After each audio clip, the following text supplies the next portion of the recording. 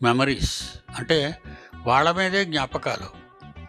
నిజమైన భార్యాభర్తలు వాళ్ళ మెమరీస్ ఎలా ఉంటాయంటే, ఒకరు లేకపోతే ఒకరు ఉండలేరు.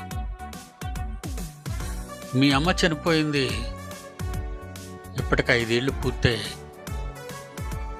అయినా నేను ఆ మెమరీస్లో ఉంటాను. ప్రతిరోజు వాళ్ళ మెమరీలు నా బుర్రలో కదులుతూనే ఉంటాయి. అది ప్రేమ.